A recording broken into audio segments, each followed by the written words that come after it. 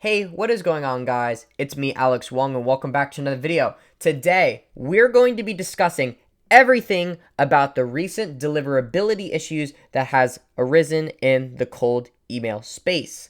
For those who are unaware, there has been a lot of speculation, a lot of different chatter and talk about all this deliverability crisis. For some of you, I'm sure you have been having issues with inboxing on Google or inboxing on Outlook. And essentially, we're going to be talking about a lot of those thoughts, recent updates, and effectively how we ran several different tests on our side as well as in our private community on what is going to be the new strategy going forward. We're going to discuss whether your sending tool matters, if warm up or not using warm up is the better choice, and all different things like that. So I'm just going to get right into this video.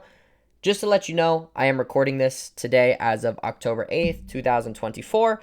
And at the time of this recording, we've performed a series of deliverability tests to examine results of different sending tools using and without using the warm-up pool, right?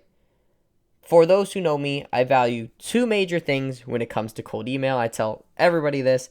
And one of them is being deliverability, because I'm sure you can agree, if you're not hitting the inbox, then why does it matter?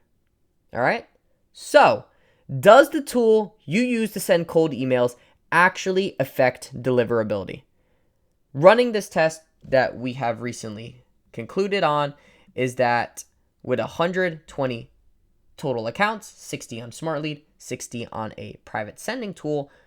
Just for reference, the private sending tool, although is a little bit more expensive than SmartLead, provides separate IP addresses for users, while SmartLead groups users together, exposing you to some poor quality senders. So essentially, really quickly, just go over what that is and why I'm phrasing it like this is because this is a private tool that we've gotten access to that I'm grateful to be a part of and have, and we're effectively rolling that out for our clients now after the result of these tests. And once everything goes smooth and they get more familiar with the platform and get everything all set, I'm going to go ahead and make a video and tell you guys exactly how we are currently doing this and working a little bit of a discount for you guys as well. Now, second reference, what do I mean by separate IP addresses for users? So as we mentioned, there's been a lot of talk on whether Outlook works, whether Google works, and how this essentially goes down is when you have an email and you're sending it from that, let's say sending it from Gmail to Gmail, straight up from Gmail to Gmail, the address of your email being sent is going to say Gmail, right? And whatever numbers need to follow in the IP. It's going to come from that address. Now, I'm sure if you've done mail reach tests or email bison tests, you know the difference that when you send to like 100 email accounts or whatever with a little code in it and it gives you the result, that's the result you get from inboxing through logging in that account. Now, when you're sending off a platform like SmartLead, right, the address or OAuth you're going to use is going to be SmartLeads. And I'm sure as everyone in this space knows, SmartLead instantly all screams the word cold email. Now, what this tool does is actually, instead of sending off of SmartLeads, right, because, there's so many people on there, and obviously there's going to be people out there who use it for malicious intent, this will actually go ahead and create a separate IP for you, right? So it's your own server based on your own account. And that essentially has allowed us to avoid being a part of the group of the people who want to use it for malicious activities while also getting good results from having a properly built out infrastructure of the tools, right?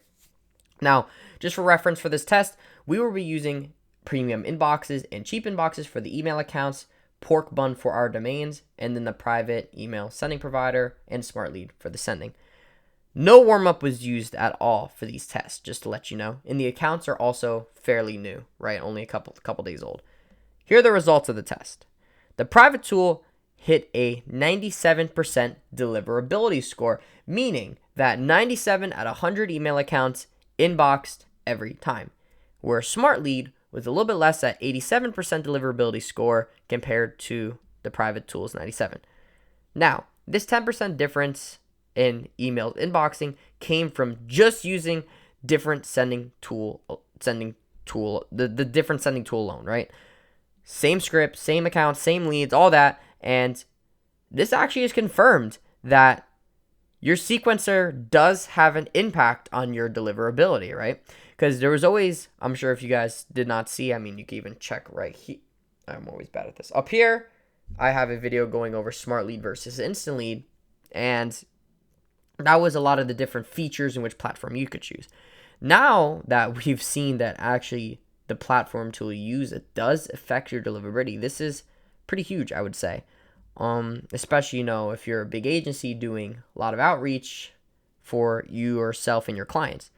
Now, as these accounts age, we expect the deliverability gap between the two tools to widen even more, right? Because since they were fairly new. Further favoring the private tool over Smart Lead just based on these results alone. Now, here comes the question. Warm up or no warm up? Now, if you haven't heard, there's been a lot of talk on different bounce rates and everything that has come within the warm up pool on Smart Lead instantly with different accounts. As I said, there's people out there who use it for malicious intent.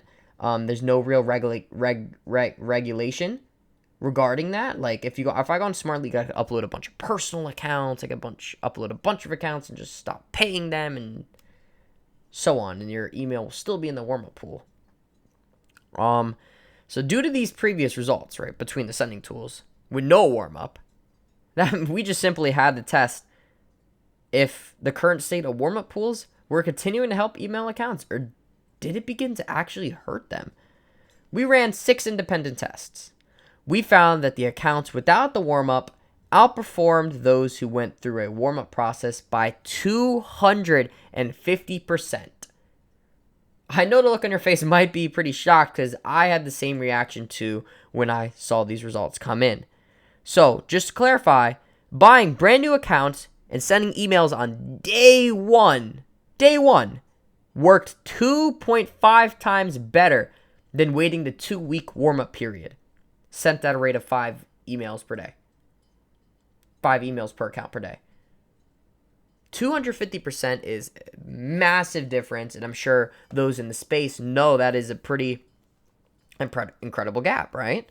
So, following these results, at this current moment, we are no longer recommending to use warm-up and will actually advise against it unless there's a significant improvement in the implementation of warm-up pools. As I said, tomorrow could be all fixed, could be a crazy new update, I don't know. But yeah, as of this very moment, we are not going to be using warm-up. We're going to be starting ourselves, our clients, sending from day one and going from there, right? And with the combination of these two, we could go ahead and actually increase our deliverability score as well as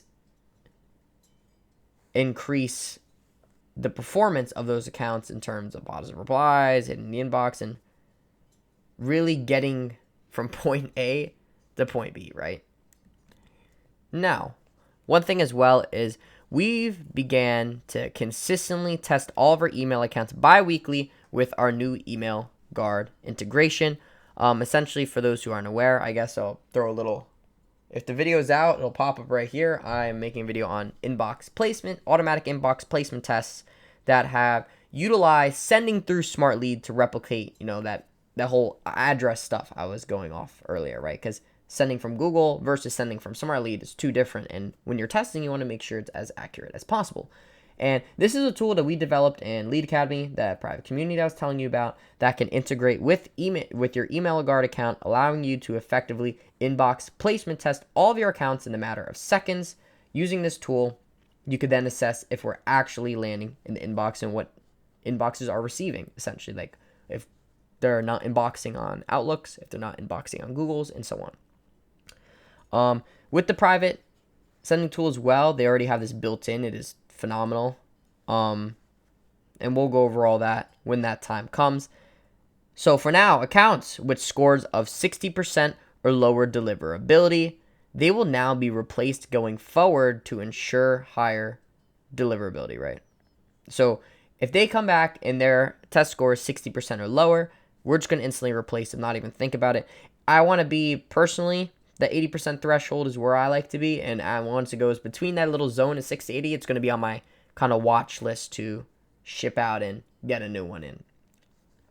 Truth about warm-up, It's not bad idea at all, right? The whole ideology behind the warm-up pool is actually pretty incredible.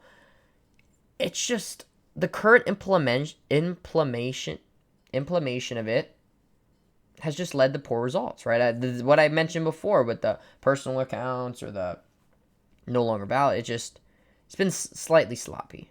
And if it's done properly and optimized, it could be effective. But at the present, it's not a recommended practice. So we don't believe that inboxing on Google or Outlook has changed, right? We don't think that whole, based on what we've seen, the whole philosophy and infrastructure of it, that hasn't changed, right? It's just the deterioration of the warm-up pool quality has been causing a lot of inboxing difficulties, essentially. So that's really the update I have going into October, November for cold email deliverability. If you have any questions, I know this is pretty crazy in terms of, because again, cold email is all about hitting the inbox. So this is one of those bigger topics. If you have questions, leave them down below, as well as if you are a B2B service-based business and you need a reliable, scalable, and predictable outbound system done for you completely, from getting the accounts, getting the leads, setting campaigns, and all you have to do is take the sales call, and you want more calls booked, I think it's time for us to talk. Go down below in the description is a link to my site. You can get a free outbound audit.